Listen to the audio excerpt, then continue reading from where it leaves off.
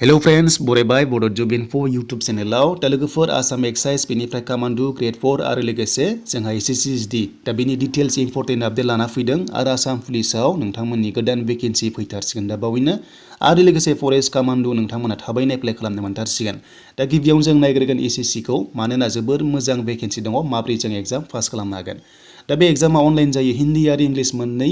मोनसे नोंथांमोना सेलेक्ट खालामनांगौ लेंगुवेजखौहाय स' 80 कुइसन फैगोन आरो मोनसे हाबानो 2 नाम्बार मोनगोन आरो लोगोसे टटेल मार्क्सआ 160 टाइमा अनलि 60 मिनिट्स मोनदों अके स' बिनिफ्राय पार्ट दं बेवहाय मोनसे साबजेक्टनिफ्राय बेसेबां नाम्बार फैगोन कुइसन फैगोन दा फार्स्टआव पार्ट 1 दङ एबा ए दङ अके बेखौ नायना लादो नोंथांमोना जेनेरेल इन्टेलिजेन्स आरो रिजनिं बेनिफ्राय 20 कुइसन फैगोन आरो बेवहाय 2 नाम्बार नालाय मोनसेयाव स' बेखायनो 40 मार्क्स दङ स' बेखौ मोजां एग्जाम लिरनांगोन नोंथांमोना स' बेनिफ्राय माबादि फैगोन बेखौबो नायगोन जिके बेनिफ्राय एवारनेस दङ बेयावबो 20 फैगोन स' 20 फैजोबगोन इंलिश आरो मेथ्स गासै लानानै 160 एग्जाम जागोन स' बे सेक्टरनिफ्राय साबजेक्टनिफ्राय माबादि फैगोन आरो माबादि फरायनांगौ नोंथांमोना बेखौ नायनो हासिगोन स' टारगेट खालाम 50 मिनिमाम 50 टारगेट खालाम एसटी हिसाबै नाथाय एसएससी माब्लाबा सारप्राइज होयो माब्लाबा खम काटअफ थाङो आरो माब्लाबा बुरजा काटअफ थाङो नाथाय 45,000 भेकेन्सियाव काटअफआ एसेबां हाइबो थांनाय नङा दा जियानो जा नोंथांमोननि बाथ्रासै बे एग्जाम लिरनाया स' बेनिफ्राय नेगेटिभ मार्किंबो दङ 1/2 मोनसे नोंथांमोना रंजाबा हाफ दानगोन आरो मोननै रंजाबा 1 नाम्बार नोंथांमोननिफ्राय दाननाय जागोन अके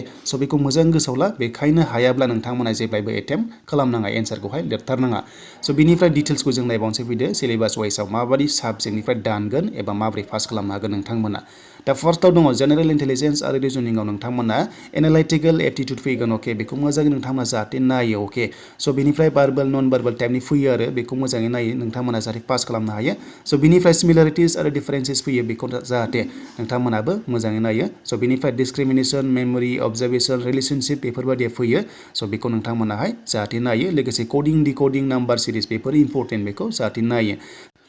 थ'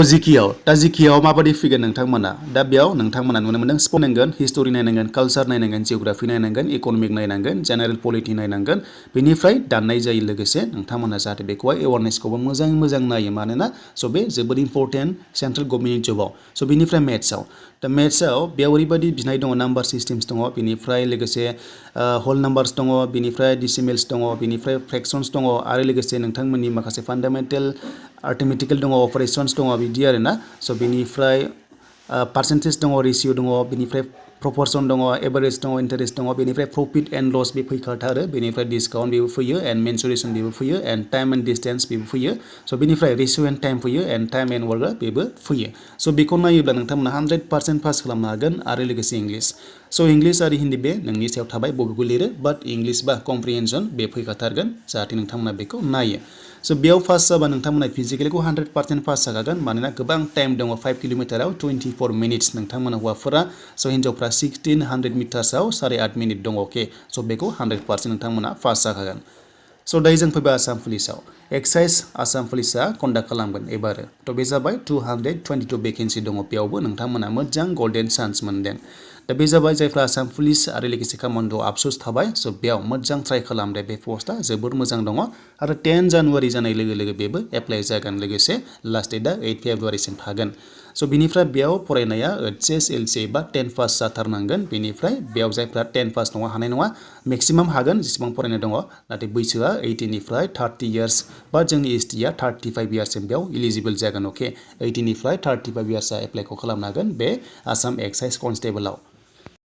स' बिनिफ्राय फिजिकेल स्टेन्डार्ड टेस्टआव नायदो बेखौ नोंथांमोनाथ' मिथिखागौ आं बेखौ बुंबाय थाला स' बिनिफ्राय सिलेक्सन प्रसेसखौ आं बेयाव नोंथांमोननि फिन कनसेप्टआव दिन्थिनोसै बेनो जाबाय फार्स्टआव फिजिकेल टेस्ट जागोन दे आरो बे फिजिकेल टेस्टआ अनलि 1600 मिटार्सल' खारनांगोन डकुमेन्ट्सआ एमप्लयमेन्ट एक्सचेन्ज कास्ट सार्टिफिकेट बेनिफ्राय फरायनायनि नांजोबथारगोन बाखि पिआरसि नांलाया स' बेनिफ्राय एनसिसि दङब्ला नोंहानो मोजां एक्सट्रा नाम्बार मोनखायो दा फार्स्टआवनो फिजिकेल टेस्ट लागोन बेनिफ्राय एग्जाम दङ स' बेखौ जों नायगोन दानिया फिजिकेल टेस्ट नोंथांमोना जेराव नोंथांमोना मोननै मोनथाम होयोब्ला जायगायावनो रिजेक्ट जागोन आरो बेनिफ्राय नोंथांमोना बेखौ होथारनाङा मोनसेल' होबानो जाबाय माने स' बेनिफ्राय जोंहा डिटेल्सआव थांसै दानिया बेसेबां रानिं खालामनांगोन फिजिकेलाव गासै 40 दंखायो 1600 मिटार्सल' खारनांगोन हौवाफोरा आरो हिन्जावफ्रा 800 मिटार्सल' खारनांगोन स' बेनिफ्राय लं जाम्प दङ अके बे मोननैल' गासै मोनथाम दङ सिलेक्सन प्रसेसआ स' बेनो जाबाय फिजिकेल बेनिफ्राय मेडिकेल बेनिफ्राय लोगोसे एग्जाम दा एग्जामा बेसेबां जागोन जों दानिया नायनोसै फैदो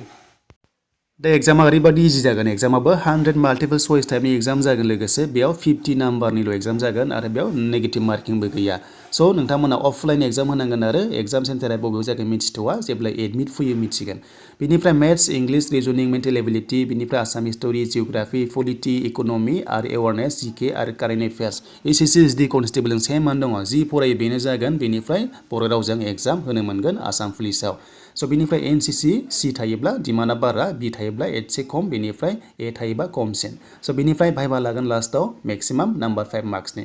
दा बेनो आरो लोगोफोर सिलेक्सन प्रसेसा बे जाबाय आसाम एक्साइज कनस्टेबल स' बेनिफ्राय फैबाय दानिया जोंहा ग्रेड 4 स्टाफनि बागै कमान्डो लेभेलाव आरो लोगोसे आसाम पुलिसनि ग्रेड 4 आव 928 भेकेन्सियाव 8 पासनिफ्राय आप टु HS पाससिमल' एप्लाइ खालामनो हायो स' बेनिफ्राय खोथा गैया नोंथांमोना डिग्री पास एप्लाइखौ खालामनो हानाय नङा स' बेनिफ्राय बेयावनि बैसोआ बे जाबाय 18 निफ्राय जोंनि कमान्डो लेभेलना 30 इयार्ससिम अके ग्रेड 4 आरो 30 इयार्ससिम 18 निफ्राय आरो लोगोसे मोनसेया जाहैबाय 18 निफ्राय 45 इयार्स बे पस्टआ टेकनिकेल आरो नन टेकनिकेल दङ अके मोननै रोखोमनि दङ बेयाव नोंथांमोननि बैसोआ जोबोर मोजां चान्स मोनदों 8 पासनिफ्रायनो नोंथांमोना HS पाससिम बे पस्टआव इलिजिबल जागोन अके बेयाव जेबो डिप्ल'मा नांलायला आरो लोगोसे आसाम फरेस्टनि फैगासिनो दङ बेयावबो 8 पासनिफ्राय डिग्री पाससिम नोंथांमोना हागोन दा बेनिमोन लोगोफोर बेयाव एग्जाम गैया रानिं गैया अके जास्ट नोंथांमोननि फिजिकेल स्टेन्डार्ड टेस्ट लागोन जेरै हाइट साइजखौ नायगोन बेनिफ्राय लोगो नोंथांमोनखौहाय स्किल टेस्ट एबा ट्रेड टेस्ट नोङो खामानि मावनो रोंगोना रोङा बिनि सायाव पस्ट वाइसआवहाय लानाय जागोन स' बेनोमोन दिनैनि बिग आपडेट सिलेक्सन प्रसेस